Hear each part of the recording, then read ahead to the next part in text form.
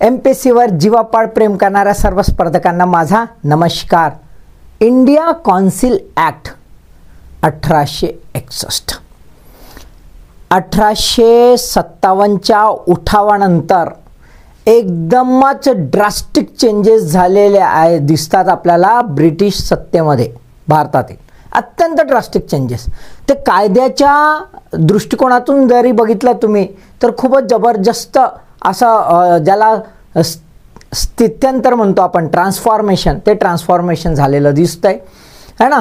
त्यातलंच हे महत्त्वाचं लक्षात असं आलं ब्रिटिशांच्या की भालधंदे केले तर नुकसान होते आणि शेकून जाते बाबा। गोडी गुलाबीनं असा एकदम बढियापैकी है ना प्यार मोहब्बत से लूट लो असं धोरण चांगलं राहते बाबा है ना। जबरदस्तीचं लुटलं तर बोंबलणं होते। ते हे लक्षात आल्यावर मग त्यांना असं अजून लक्षात आलं की नाही रे बाबा, इथं जर आपण भारतीयांले लॉलीपॉप नाही दिले तर अजून अडचण येऊ शकते है ना। तर मग लॉलीपॉप द्यायची जी प्रक्रिया आहे ती सुरू पहिल्यांदा जी झाली ती आहे इंडिया कौन्सिल ॲक्ट 1861 आणि मग आपल्याला सिरीज दिसते। सिरीज कुठली तर दुसरा कौन्सिल ॲक्ट झाला 1852 आणि त्याच्यानंतर तिसरा जो कौन्सिल ॲक्ट झाला 1909।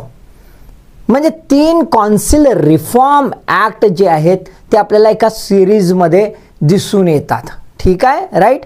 तर हे जे आहेत हे आपण टप्प्याटप्प्यानं समजून घेऊया। आज आपण मात्र 1861 मध्ये खरंच लॉलीपॉप होता का होतं, काय जुगाड जमवला ब्रिटिशांनी है ना आणि कुठे लोचे केले ते समजून घेण्याचा आपण प्रयत्न करूया। ठीक आहे, पण नेहमीप्रमाणे तुम्हालाही माहीत आहे 2 प्रश्न असलेच पाहिजे। तर पहिला प्रश्न तुमच्यासाठी काय म्हणते रे बाबा, काय म्हणते इंडिया कौन्सिल कायदा 1861 ने कोणत्या बाबींची प्रथमच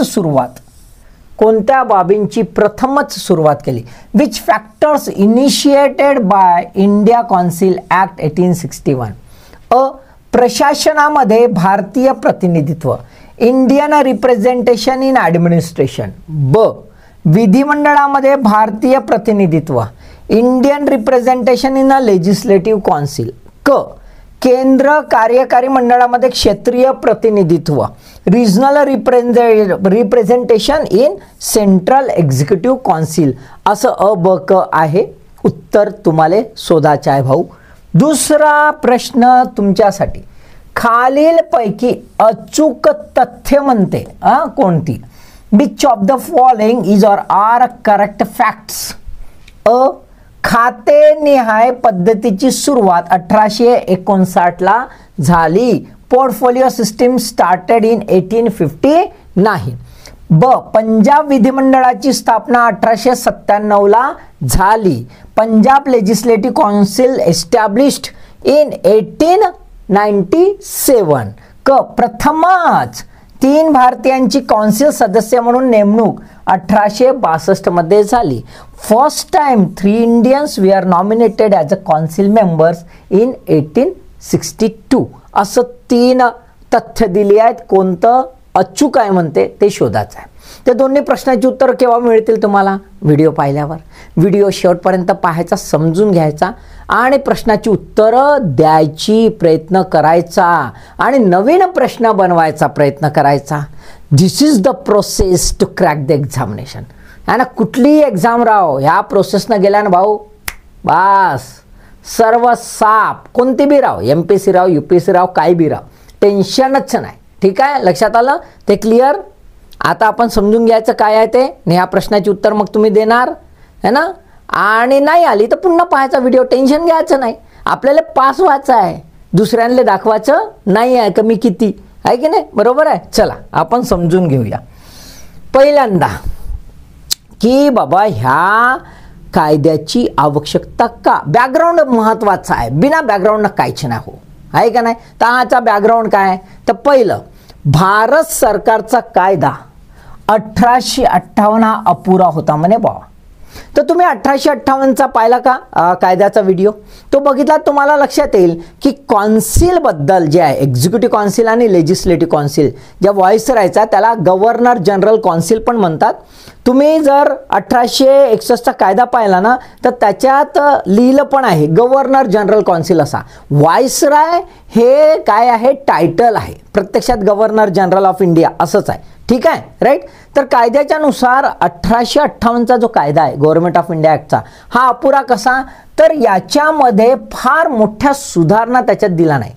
लिपापोती केली होती है ना. लिपापोती याच्यासाठी की 1857 पूर्ण वाट लावली होती आणि म्हणून लिपापोती केली होती, पण ती पूर्णपणे झाली नव्हती.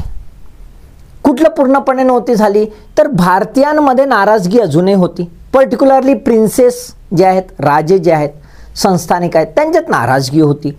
सामान्य जनतेतही ही नाराजगी होती. खैर 1858चा जो सुधारणा आहे म्हणजे जो कायदा आहे आणि सोबत व्हिक्टोरिया राणीचा जो जाहीरनामा आहे त्याच्यामध्ये भारतीयांना इक्वॅलिटी बिफोर द लॉ जरी दिला असला तरी काही गोष्टी ह्या कायद्यामध्ये सुटल्या होत्या, म्हणजे तो अपुरा राहिला होता, हे क्लिअर करणं आवश्यक होतं. दुसरं, शासनात भारतीयांच्या सहभागाचा अभाव, no Indian representation in overall governance है ना. शासनामध्ये याचा अभाव दिसत होता. पर्टिक्युलरली जेव्हा जेव्हा कायदे बनवायचे आहेत तर कायदे बनवताना ते भारतीय लोकांच्या इच्छासुद्धा त्याचे रिफ्लेक्ट झाल्या पाहिजे, पण तसं काही दिसत नव्हतं. कायदे हे कोण बनवत होते है ना, ब्रिटिशर्स बनवत होते. दे वे आर ॲलिनेटेड, त्यांना काय घेणं देणं. आणि मग अशा याच्यात भारतीयांमध्ये एक धुसमूस होती की बाबा कायदा आमच्यावर लादला जातो आणि कायद्यामध्ये आमचा सहभागच नाही, कसा बनवायचा, काय बनवायचा, आम्हाला गरज आहे की नाही आहे, तुम्ही तर बस आपली मनमानी करता. तर ती मनमानी होऊ नये ही पण एक इच्छा जो आहे ते 1858च्या कायद्यापर्यंत काहीही आली नव्हती. Though there had not been any provision in the earlier act about the representation of the Indians in a legislative process. ते बिलकुलच नव्हता. ठीक आहे, थोडाफार त्याच्यापूर्वी चर्चा झाली होती प्रशासनात सहभाग, त्याच्यासाठी कॉम्पिटिशन, ओपन कॉम्पिटिशन, लईच आहे ना, गाजावाजा. प्रत्यक्षात मात्र धुवून टाकली होती, ते तुम्हाला माहीत आहे. ठीक आहे. सदोष केंद्रीय कायदा निर्मिती संस्थात्मक पद्धती होत्या. Defective centralise law making institutions होत्या. लॉ मेकिंग इन्स्टिट्यूशन कशा झाल्या होत्या, सेंट्रलाइज्ड झाल्या होत्या. 1773च्या रेग्युलेटिंग ॲक्ट पासून सुरू झाला तर 1833च्या कायद्यापर्यंत आपल्याला काय दिसते, हळूहळू सेंट्रलायझेशनची प्रोसेस झाली. 1833मध्ये पीक पॉईंट क्लायमॅक्स आला आणि त्या सेंट्रलायझेशनमुळे भारत जर बघितला तर भारत कसा आहे, विविधतेने नटलेला होता. प्रत्येक क्षेत्र जे आहे तिथलं संस्कृती ती वेगळ्या प्रकारची, लोकल डिमांड्स त्यामुळे वेगळ्या प्रकारच्या, परंतु कायदा कसा बनतोय, सेंट्रलाइज्ड है ना. मग अशा याच्यामध्ये लोकल व्हॉइसेस, लोकल इश्यूज त्याच्यामध्ये रिफ्लेक्टच होत नव्हते. सेंट्रलाइज कायदा पद्धती बनवल्यामुळे, केंद्रीय कायदा पद्धती बनवल्यामुळे जे लोकल इश्यूज आहेत त्या लोकल इश्यूज समजणं फारच कठीण झालं होतं. ते काही कव्हर होत नव्हते कायद्यात. त्यामुळे कायद्याची प्रत्यक्षात जेव्हा अंमलबजावणी करायची पाळी येत होती तेव्हा मात्र क्षेत्रीय स्तरावर त्रास व्हायला लागला. लोकांमध्ये नाराजगी निर्माण झाली, लोकांच्या काही भावनांना ठेच पण पोचायला लागली आणि मग ती अडचण यायला लागली. ठीक आहे, मग ही पण गरज होती की बाबा लोकल इश्यूजच्या आधारावर कायदे बनणं आवश्यक होतं. दुसरं असं शेवटचं, गव्हर्नर जनरल कॉन्सिल, ज्याला व्हाईसराय कॉन्सिल पण आपण म्हणू शकतो. गव्हर्नर जनरल कॉन्सिल जी आहे त्याच्यावर भार जबरदस्त होता. तिथे सभासद कमी होते. लेजिस्लेटिव्ह आणि एक्झिक्युटिव्ह म्हणजे कार्यकारी, एक्झिक्युटिव्ह कार्यकारी आणि विधिविषयक म्हणजे लेजिस्लेटिव्ह प्रक्रिया, ह्या दोन्ही प्रक्रिया गव्हर्नर जनरल कॉन्सिलला पार पाडाव्या लागत होत्या. परंतु त्याच्यासाठी जे लोक होते म्हणजे सभासद त्यांची संख्या फार कमी होती. टेक्निकल लोक नव्हते, ती एक अडचण. सोबतच कायदा ज्यांच्यासाठी बनवायचा ती लोकच नाही म्हणजे भारतीयच नाही. तर याचं रिस्ट्रक्चरिंग है ना, याचं रिस्ट्रक्चरिंग, पुनर्रचना करणं आवश्यक होतं आणि ह्याच कारणासाठी म्हणून आपल्याला काय दिसतो, इंडियन कौन्सिल ऍक्ट 1861 आलेला दिसतोय. क्लिअर, राईट, ठीक आहे. बघा काय आहे, एक थोडक्यात बघून घ्या. ब्रिटिश संसदेने त्याला पारित केलं. केव्हा पारित केलं? 1 ऑगस्ट 1861 ला पारित केलं. उद्देश काय होता? खूप महत्वाचा आहे. तर तिहेरी उद्देश होता. किती उद्देश होता? 3 उद्देश. कशासाठी? उत्तम तरतुदी, बेटर प्रोव्हिजन्स फॉर, पहिलं भारताच्या गव्हर्नर जनरल कौन्सिल याच्यासाठी better provision, India's governor general council म्हणजे याचं रिस्ट्रक्चरिंग काहीतरी करायचं आहे. दुसरे प्रेसिडेन्सी आणि संस्थानांमधील स्थानिक सरकारे जे आहेत, local government in various presidencies and provinces, प्रांतांमधील आणि प्रेसिडेन्सीमधील जे काही लोकल गव्हर्नमेंट आहेत त्यांच्यासाठी सुद्धा बेटर प्रोव्हिजन, म्हणजे लोकल लेवलवर हे रिस्ट्रक्चरिंगची आवश्यकता आहे. तिसरं, गव्हर्नर जनरल पद रिक्त असल्यास भारतातील हंगामी सरकार, temporary government of India in the event of a vacancy of office of governor general, हे सुद्धा एक विकनेस होतं, ते पण क्लिअर करणं आवश्यक होतं. म्हणजे तिहेरी उद्देश आपल्याला दिसून येतो है ना. Three dimensional objective was being there.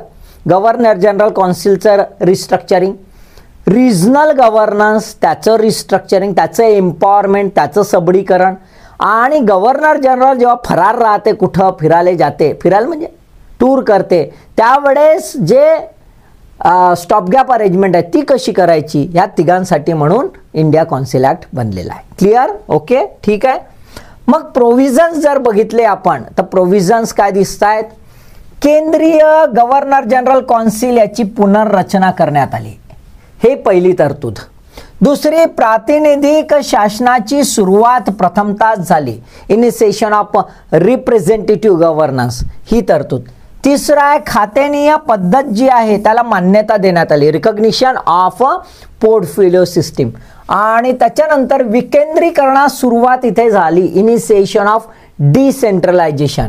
त्यानंतर केंद्रीय कौन्सिलचे अधिकार जे आहेत त्याला रिफाइंड केलं आणि व्हायसरायचे अधिकार सुद्धा रिफाईन करून व्हायसरायला अधिकाधिक एम्पॉवर, अधिकाधिक त्याला सबलीकरण करण्यात आलं. तर आपल्याला हे 6 जे आहेत बाबी, ह्या 6 बाबी आता समजून घ्यायच्या, ठीक आहे, राईट. पहिली बाब, गव्हर्नर जनरल कौन्सिल याची पुनर्रचना, restructuring of governor general council है ना. याला व्हायसरॉय कौन्सिल पण म्हणतात, व्हायसरॉयज कौन्सिल पण म्हणतात, एक लक्षात घ्या, ठीक आहे. आणि प्रेसिडेन्सीमध्ये कुठला कौन्सिल असणार? Governor's council. कुठले असणार? गव्हर्नर्स कौन्सिल, ठीक आहे. तर बघा इथे काय आहे, 2 बॉडीज आहे, 2 पार्ट आहे. गव्हर्नर जनरल कौन्सिलला 2 कार्य आहेत. एक आहे इम्प्लिमेंटेशन, अंमलबजावणी, दॅट इज एक्झिक्युशन, म्हणून एक्झिक्युटिव्ह कौन्सिल. आणि कायदे बनवणे ही सुद्धा त्याची जबाबदारी आहे, म्हणजे लेजिस्लेटिव्ह कौन्सिल, विधान परिषद. म्हणजे गव्हर्नर जनरल कौन्सिल ही मिक्स्ड बॉडी आहे. कशी होती? मिक्स्ड बॉडी होती. ज्या मिक्स्ड बॉडीमध्ये इम्प्लिमेंटेशन आणि लॉ मेकिंग ह्या दोघांची सांगड आपल्याला दिसते. बट फॉर डिफरंट पर्पज, 2 वेगवेगळ्या पर्पजसाठी आपल्याला सभासद वेगवेगळ्या प्रकारचे दिसून येतात, ठीक आहे. इथे कार्यकारी परिषद आहे, तिथे 5, आधी फक्त 4 होते. आधी किती होते? 4 होते. 5वा सभासद इथे ऍड करण्यात आला. कोणता 5वा सभासद? कायदे पंडित, ज्युरिस्ट, हा इथे ऍड करण्यात आला. याच्यापूर्वी 4 सभासद आणि गव्हर्नर जनरल अशी एक्झिक्युटिव्ह कौन्सिल होती. त्यामध्ये 5वा सभासद ऍड करण्यात आला, म्हणजे रिफॉर्म झाला. कारण की कायद्याबद्दल आता डिटेलिंग होणं आवश्यक होतं. कायदे हे जे आहेत अशा प्रकारे बनवणे आवश्यक होते की भारतामध्ये ते तंतोतंत लागू होतील आणि भारतीयांच्या सोबत प्रॉपर कोऑपरेशन होईल, ठीक आहे. दुसरे सभासद कोणते? तर 3 सर्वसाधारण सभासद, 1 असाधारण सभासद है ना. ऑर्डिनरी मेंबर्स 3 आणि एक्स्ट्राऑर्डिनरी मेंबर 1, 1 ज्युरिस्ट. टोटल किती झाले? 5. सर्वसाधारण सभासद जे आहेत त्यांचा क्रायटेरिया आधी जसा होता तसाच, आधीच्या व्हिडिओमध्ये तुम्ही पाहिला असेल. 10 वर्ष तो भारतात राहायला पाहिजे. पण भारतात राहायला पाहिजे म्हणजे का फिराले का इकडे तिकडे टाइमपास? भारतात राहायला पाहिजे म्हणजे त्याने सिव्हिल सर्व्हिसमध्ये, भारताच्या सिव्हिल सर्व्हिसमध्ये किंवा कंपनी, ईस्ट इंडिया कंपनीमध्ये नोकरी करत असला पाहिजे. फिराले नाही, आता फिरत होता 10 वर्ष लमच्यानं त्याला घेतला तसा नाही, टाइमपास लोकाले नाही. दुसरं असं की सैनिकी जर असेल, तो मिलिटरी मॅन असेल, तर त्याने स्ट्रॉंग पोझिशन घेतलेली नसली पाहिजे. म्हणजे त्याने असा लेफ्टनंट वगैरे कुठल्या तरी पोझिशनला आहे, या पोझिशनला नसला पाहिजे. म्हणजे ऑफिशियल एकदम स्ट्रॉंग पोस्ट नसली पाहिजे. असा सैनिकी सेवामधला अधिकारी सुद्धा घेता येईल. हे कुठले आहेत? सर्वसाधारण, ऑर्डिनरी मेंबर्स. ऑर्डिनरी मेंबर्स कशासाठी आहे? एक्झिक्युशनसाठी. दुसरं आहे असाधारण सदस्य, एक्स्ट्रा ऑर्डिनरी मेंबर. कोण राहणार? Commander in chief. कोण राहणार? Commander in chief. आणि याची रँक कशी? हा नेक्स्ट टू, हा कसा राहणार? Next to governor general. रँकमध्ये हा काय राहणार? Next to governor general. आणि तिसरा जो ॲड केलाय याला म्हणतात फिफ्थ मेंबर. याला काय म्हणतो आपण? फिफ्थ मेंबर है ना. हा ॲड केलाय ज्युरिस्ट म्हणून. हा एक तर बॅरिस्टर असावा किंवा स्कॉटलँडमध्ये त्यांनी 5 वर्षे ॲडव्होकेटशिप केलेली असावी, ही त्याची कंडिशन.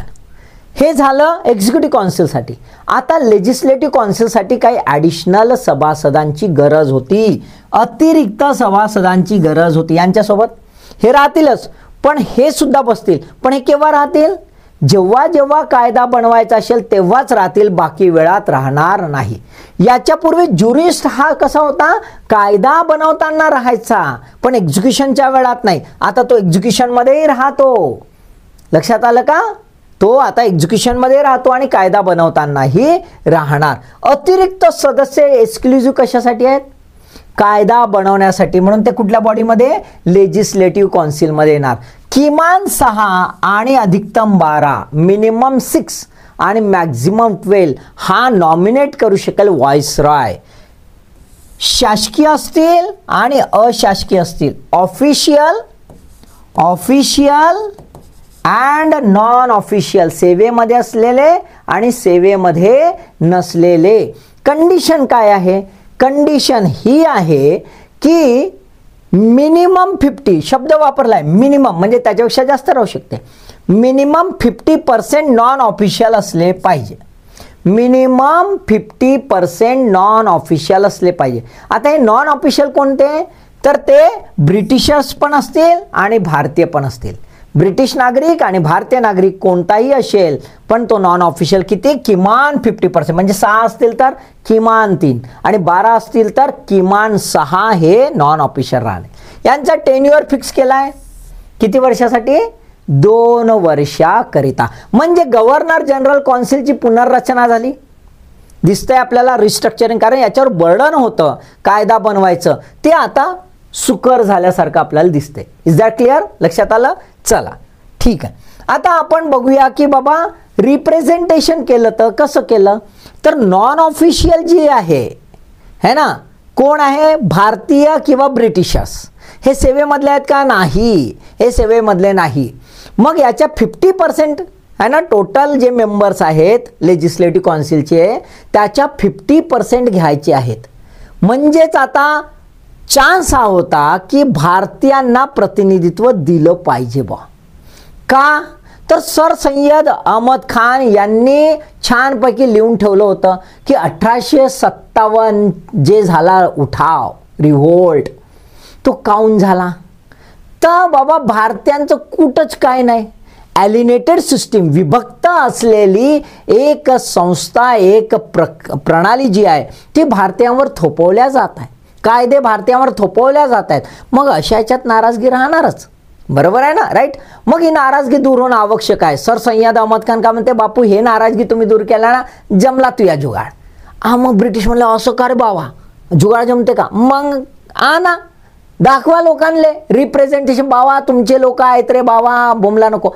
तर ते जे आहे लेजिस्लेटिव्ह काउन्सिल कायदा बनवण्यामध्ये ठरवले की घ्यायचे. कोण नॉमिनेट करू शकेल? व्हाईसरॉय नॉमिनेट करू शकेल. कोण करेल? व्हाईसरॉय.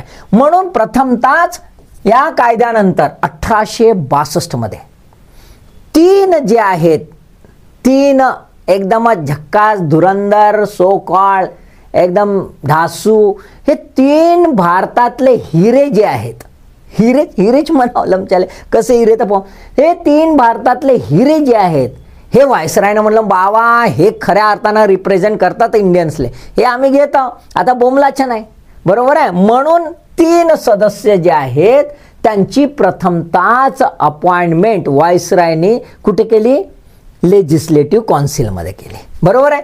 आमचे बनारसचे राजे द ग्रेट राजा देवनारायण सिंग, आमचे पटियाला दुसरा नाही समजायचा, पटियाल्याचा महाराज नरेंद्र सिंग आणि सर दिनकर राव राजवाडे ग्वाल्हेरचे, हे तिघांले घेतलं रे बाबा. तर तुम्हाला वाटत असं नाही ती तर जबरदस्त असतील बाबा, एकदम तुफान तल्लक बुद्धीचे, हायली इंटेलेक्च्युअल, लोकांचे दुखणे ठेवू शकणारे आणि लोकाभिमुख कायदे बनवायला पाहिजे बा म्हणून, असं आहे का? नाही. हे लमचे लई चॅप्टर लोक होते, ब्रिटिश लॉलीपॉप देत होते, त्यातले हे 3 लॉलीपॉप ब्रिटिशांनी सांगितलं तुमचे लोक घेतलो रे बाबा. तर आता कोणते घेतले, तर आमचा हा भाऊ जो आहे हा ना, हा भाऊ 1857च्या उठावामध्ये न्यूट्रल होता म्हणे, न्यूट्रल होता, यानं भाग घेतला नाही बाबू, मी ना ब्रिटिशांकडून ना इकडून, त्याची इकडून बी आणि तिकडून बी, फिलिंग द ब्लँक तुम्हाला माहीत आहे ना.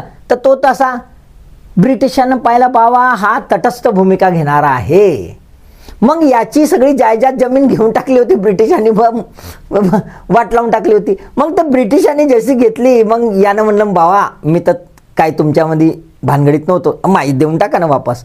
बस त्याला वापस दिला आणि मग म्हणे ये बापू तू आमच्याच दिसतस आहे ना, तुला काही दम नाही आहे, जमला, याला घेऊन टाकला. दुसरा हा तर बाबा बिलकुल ईस्ट इंडिया कंपनीला जाऊनच भेटला होता है ना.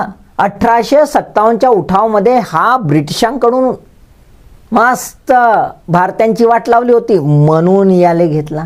आणि हा भाऊ एकदम तल्लक बुद्धीचा, कोकणातला, कुठला होय, कोकणातला है ना. आणि कोकणातला जो आहे जाऊन बसला कुठं है ना, राजारामचा मुलगा कोकणाचा ग्वाल्हेरला जाऊन बसला. ग्वाल्हेरमध्ये वाटलं इथं जुगाड नाही जमे, डायरेक्ट अलाहाबादला चालला गेला. आणि ॲडमिनिस्ट्रेटिव्हली इंटेलेक्च्युअल होता, ब्रिटिशांचे एकदम खास खूप जबरदस्त ॲडमिनिस्ट्रेशन त्याने सांभाळलं. मग ब्रिटिश म्हणे बाबा याले नॉलेज जबरदस्त आहे, याला घेऊन टाकावा, आपलाच तो. तर हा बी गडी त्याच्या ब्रिटिशांचा, हा बी गडी आणि हा बी गडी, तिन्ही गडी ब्रिटिशांचे. सांगायचं कोणाले बाबा तुमचे, ऐक नाही लॉलीपॉप. पहा बरं कसं आहे लॉलीपॉप, तुम्हाला लक्षात येईल. ते 3 लॉलीपॉप आपल्याला देऊन टाकले. आम्ही म्हणला वा रिप्रेझेंटेशन. पण निगेटिव्ह बाजू जाऊ द्या, पॉझिटिव्ह बाजू, it was a first time there was a representation of Indians in the legislature making. कायदे बनवण्याच्या प्रक्रियेमध्ये प्रथमताच भारतीयांचं पहिले एंट्री तर जाऊ द्या आधी लमचे है ना, हे चेले वेले गेले असतील, पण नंतर तर चान्स होता, एकदा गेट उघडला तर चांगले लोक पण जाऊ शकत होते, ही पॉसिबिलिटी वाढली, बरोबर आहे. म्हणजे निगेटिव्ह बाजू जर बघितली की लॉलीपॉप दिला, तरी पॉझिटिव्ह बाब काय दिसते आपल्याला की भविष्यामध्ये. आणि मग नंतर आपण जर बघितलं तर अराउंड 45 लोकांना, एक 92च्या पर्यंत 45 लोकांना एंट्री मिळाली. त्यातले काही लोक खऱ्या अर्थानं नॅशनलिस्ट होते आणि लोकांचे घराणे जे आहेत ते मांडायचे, आणि तिथं ऐकलं नाही तर बाहेर जाऊन बोंबलायचे. आता तिथं ऐकलं नाही तर बाहेर जाऊन बोंबलायचे म्हणजे काय, तर आपल्याला तसं दिसतं there was a representation in the legislative council, but none of the member have any right to veto, का बाबा हे चुकलं नाही म्हणायचं नाही. आणि अल्टिमेट पॉवर कोणाचा आहे, अल्टिमेट वेटो पॉवर व्हायसरायचा. यांनी नखरे केले तर व्हायसराय चप इकडे या, असा कसा नाही म्हणतो, आली आपण, बरोबर. आणि 2च वर्षासाठी, आणि नॉमिनेट कोण केला, व्हायसरायनं, तर त्याच्या मर्जीतलेच, त्याच्यामुळे थोडीशी पॉसिबिलिटी अशी असो. पण ठीक आहे, एंट्री तर झाली. दुसरं असं की खातेनिहाय पद्धती जी आहे, पोर्टफोलिओ खूप महत्त्वाचा आहे. पोर्टफोलिओ आताही आपण बघतोय, काउन्सिल ऑफ मिनिस्टर्स, मंत्रिमंडळ बघतोय. मंत्रिमंडळामध्ये मंत्र्यांकडे काय राहते, खाते नाही, मंत्री तर खाते ते नाही ते नाही, मंत्र्याकडे असते एखादा विषय, एखादा डिपार्टमेंट असते ना, बरोबर आहे ना. तो डिपार्टमेंट म्हणजे त्याला पण काम तो खातं है ना. तुम्ही आता अर्थ राहू द्या यार, तुम्ही अर्थ नुसते काढताय यार, तसं नाही करावं आहे ना. तर खाते जे आहे त्याची सुरुवात बघा केव्हा कुठे झाली, 1859ला लॉर्ड कॅनिंग यांनी सुरुवात केली.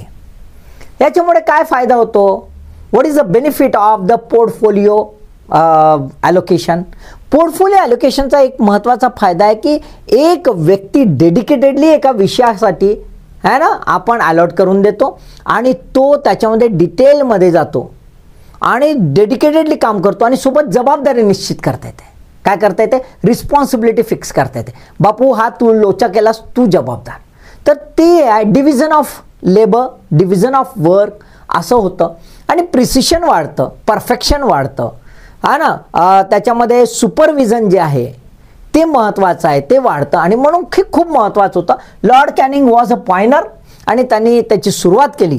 ती जी आहे त्याला मान्यता या कायद्याने दिली की बाबा ठीक आहे आणि 5वा माणूस तुला देतोच आहे. तर त्याच्यामुळे आपल्याला काय दिसते, गव्हर्नर जनरल किंवा व्हायसरॉय एक्झिक्युटिव्ह काउन्सिलमध्ये बघा 3 सर्वसाधारण सदस्य होते, एक सरसेनापती एक्स्ट्राऑर्डिनरी मेंबर होता, एक कायदेपंडित ज्युरिस्ट होता, बरोबर आहे. तर हे 5 होते.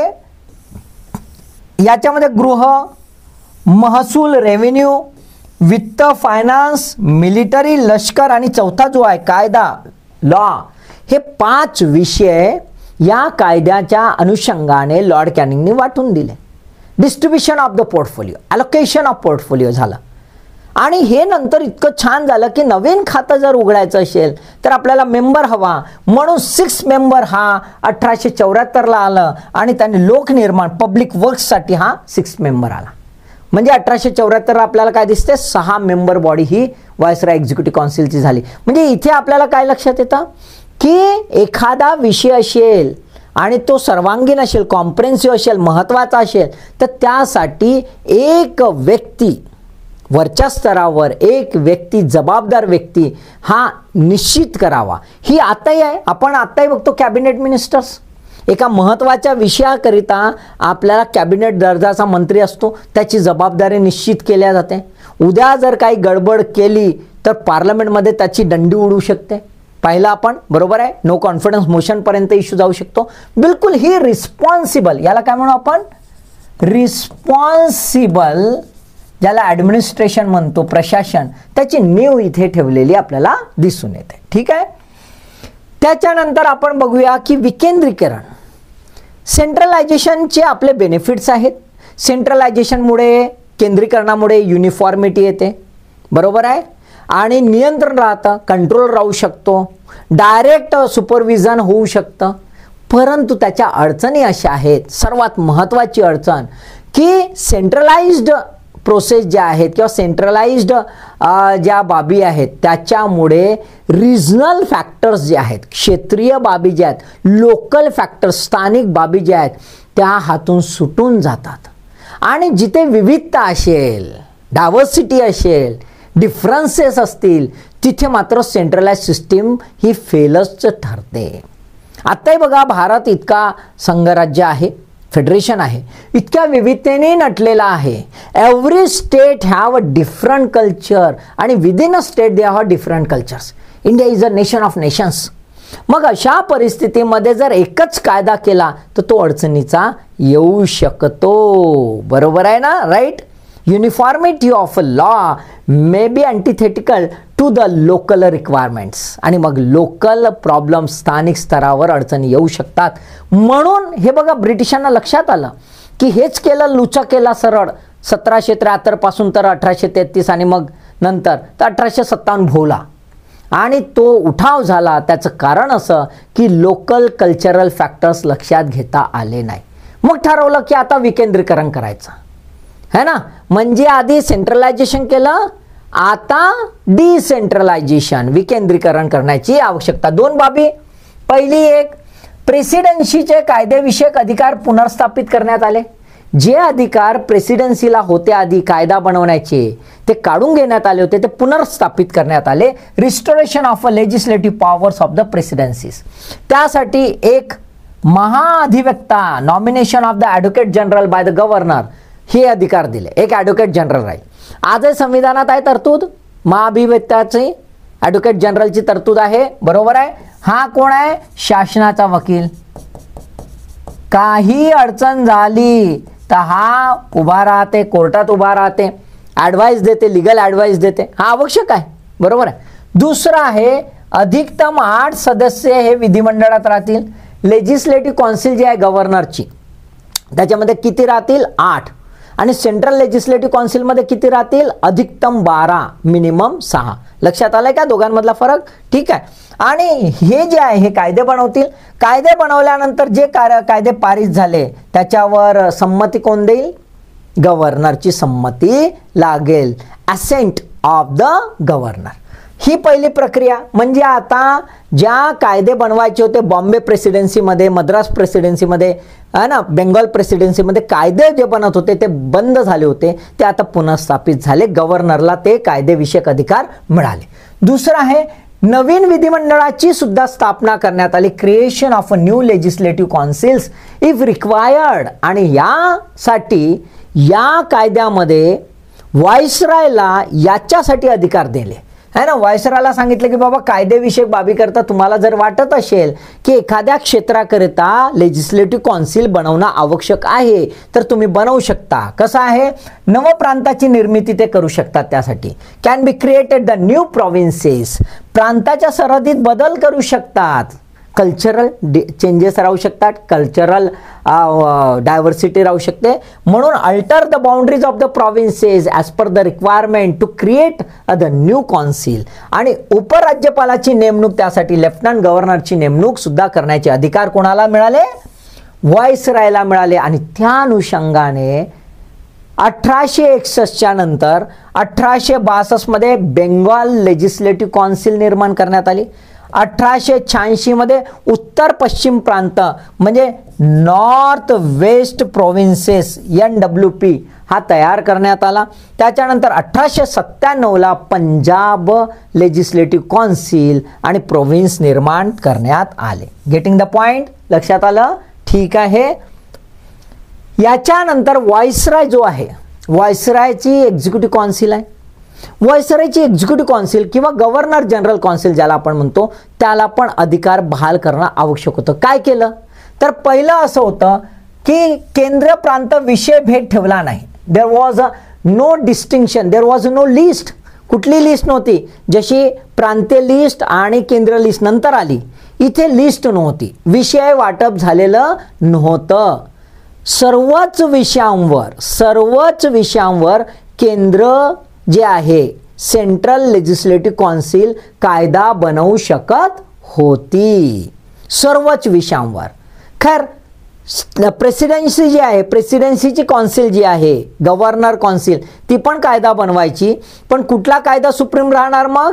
तर व्हाईसरॉयज जी काउन्सिल आहे किंवा गव्हर्नर जनरल काउन्सिल आहे तिचा कायदा सुप्रीम राहील. पण याच्यात अजून एक महत्त्वाचं की जर सपोज टू बी काही विषय महत्त्वाचे असतील त्यामध्ये एक्सक्लुझिव्हली फक्त व्हाईसरॉय एक्झिक्युटिव्ह काउन्सिल किंवा गव्हर्नर जनरल काउन्सिल हेच कायदा बनवेल. कुठले?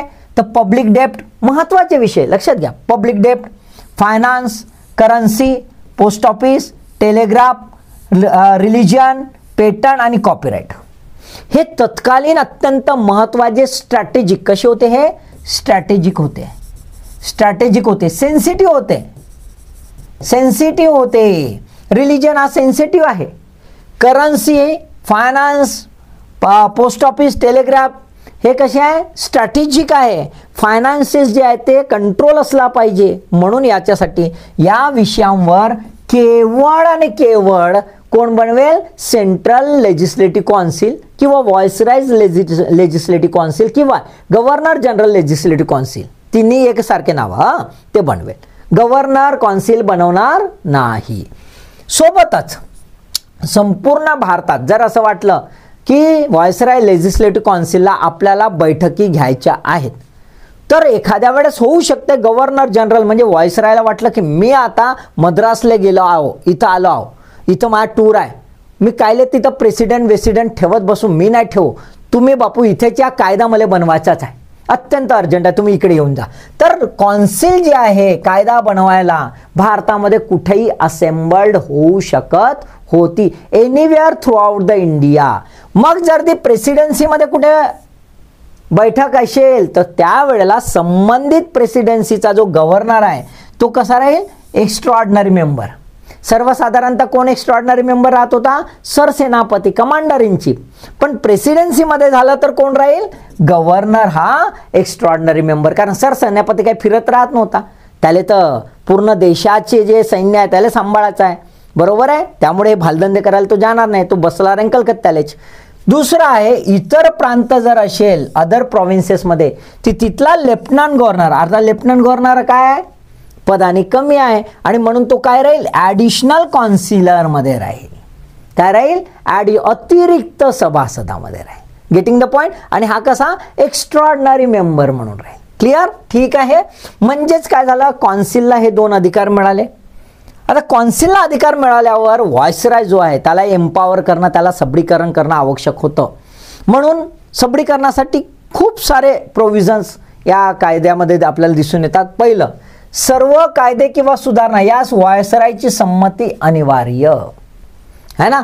Ascent to the act pass by the और bill pass by the council है ना इज अ कंपल्सरी. कुठलाही अमेंडमेंट हो, कुठलाही कायदा बनवला कौन्सिलने की तो कायद्यात परिवर्तित केव्हा होईल, जोपर्यंत व्हायसराय त्याच्यावर सही करणार नाही. लोचा पुन्हा, पण व्हायसरायने सही केली म्हणजे कायदा झाला असा आहे का, नाही. व्हायसरायच्या वर इंग्लंडमध्ये कोण बसून आहे, तर भारत मंत्री, secretary of state for India. मग secretary of state for India हा तिथं बसून आहे, तो त्याच्याकडे पाठवल्यानंतर हा ठरवण का बरोबर आहे का नाही. आणि याने म्हणल्यावर बरोबर आहे असं वाटलं की ते क्वीनची सही, राणीची सही त्याच्यावर होईल, क्वीन व्हिक्टोरियाची सही झाली का मग तो कायदा बना. आलं का नाही लक्षात. म्हणजेच काय आपल्याला काय दिसतंय, व्हायसरायला पॉवर एकाकडे दिलाय असेंट करायचा, but not a final power. Final power is with the queen Victoria. लक्षात आले का. दुसरं आहे, अशासकीय सभासद नेमणुकीचा त्याला अधिकार आहे. अशासकीय, ब्रिटिशर्स असो की इंडियन, 3 लॉलीपॉप तर निवडले होतं त्यानं, कॅनिंगनं, बरोबर आहे, ठीक आहे. म्हणजे हा एक अधिकार त्याला मिळाला. यामुळे काय झालं की त्याला जर वाटलं की आपल्याला कायदा, कारण कायदा बनवताना झगडे जर सतत होत असतील तर कायदे बनणार नाही, ट्युनिंग मॅच झालं पाहिजे. म्हणून व्हायसरायला नॉमिनेशनचे अधिकार दिले नॉन ऑफिशियलचे, आणि त्याच्यामुळे व्हायसराय जो ट्युनिंग मॅच होईल त्याला निवडेल तर झगडे कमी होतील आणि कायदा पटापट बनवण्याची पॉसिबिलिटी आहे. मग हा एक प्रकारचा इनडायरेक्ट मस्तपैकी पॉवर आहे त्याला की आपल्या बाजूनं कायदा कसा बनवायचा. नॉन ऑफिशियल ठेवले तर ते सगळे हात वर कर रे बापू, केला हात, हो बाबा, आणि हात खाली ठेव रे, ठेवला रे बाबा, कारण त्याचेच चेले, बरोबर आहे. दुसरं, कौन्सिल कामकाजाकरिता नियम तयार करण्याचा अधिकार. कौन्सिलचा जे बिझनेस ऑफ कौन्सिल चालवायचा आहे तर तो सुकर चालावा, स्मूथ चालावा, त्याच्यासाठी त्याचे रूल्स रेग्युलेशन बनवण्याचे पूर्ण अधिकार कोणाला मिळाले, व्हायसरायला मिळाले होते. यामुळे आता लेजिस्लेटिव्ह कौन्सिल जी आहे, व्हायसराय कौन्सिल, त्याच्यावर त्याचं आता वर्चस्व जे आहे, कंट्रोल अधिकाधिक व्हायला लागला. गैरहजेरीत कार्यकारी कौन्सिलचा हंगामी अध्यक्ष नेमण्याचा सुद्धा अधिकार हा याला व्हायसरायला मिळाला. कारण तो कुठं फिरायला निघाला, पिकनिक करायला वगैरे, पिकनिक नाही, टूरले निघाला तर त्याला प्रेसिडेंट पाहिजे. पण प्रेसिडेंटला कुठला अधिकार असेल लक्षात घ्या, only execution not a law making. कायदा बनवण्याचा अधिकार नाही, केवळ execution with the directions of the viceroy. आलं की नाही लक्षात.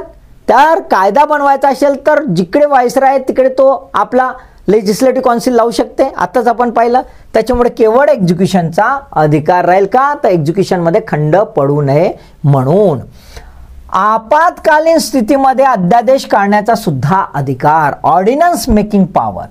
कोणता power, ordnance making power. Emergency केसमध्ये तो बिलकुल लेजिस्लेटिव्ह कौन्सिलचा ऐकेच नाही. इमर्जन्सीमध्ये बे हट म्हणते, तू बाजूली हो म्हणते, मी कायदा बनवणार, केव्हा पण लक्षात घ्या, इमर्जन्सी, रेग्युलर नाही. इथे तो लेजिस्लेटिव्ह काउन्सिलला विचारात घेणार नाही आणि तो कायदा बनवेल, कारण की इमर्जंट कंडिशन आहे महत्त्वाची. बघा असा अधिकार आहे आपल्या प्रेसिडेंटला आहे, आपल्या राष्ट्रपतीला आहे, बरोबर आहे, ऑर्डिनन्स मेकिंगचा.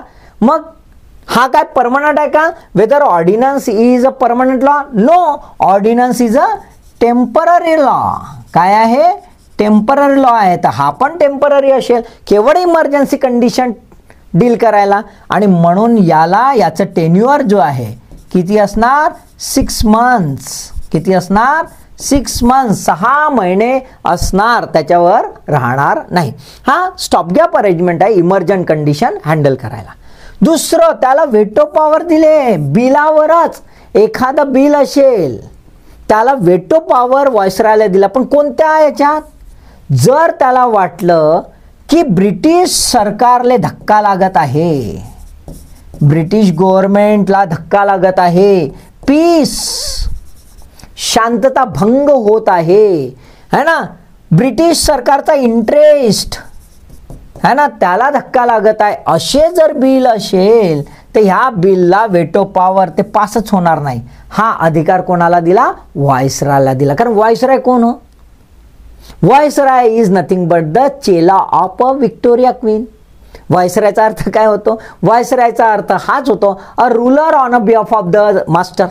आपल्या मास्टरच्या वतीनं तो इकडे राज्य करत आहे, त्यामुळे मास्टरचा हित है ना, ब्रिटिशांचं हित जोपासणं त्याचं कर्तव्य आहे. म्हणून त्याला हा व्हेटो पॉवर दिलेला आहे. Getting the point? आता असे व्हेटो पॉवर आपल्याला दिसते आपल्या राष्ट्रपतीकडेही आहेत, असं आपल्याला दिसतं. Veto not to be assent कोणते कोणते ते नंतर पाहू आपण. पण हे काय दिसतंय? यातलं रिफ्लेक्शन जे आहे ते रिफ्लेक्शन आपल्याला आपल्या कॉन्स्टिट्यूशनल याच्यामध्ये कॉन्स्टिट्यूशनमध्ये आपल्याला दिसतंय. आणि इव्होल्युशनरी कॉन्टेक्स्टमध्ये 1861चा हा कायदा एक लेजिस्लेटिव्ह आस्पेक्टने म्हणजे कायदेविषयक बाबींनी अत्यंत महत्त्वाचा आणि माइलस्टोन ठरलेला दिसून येतो. बरोबर आहे, राईट?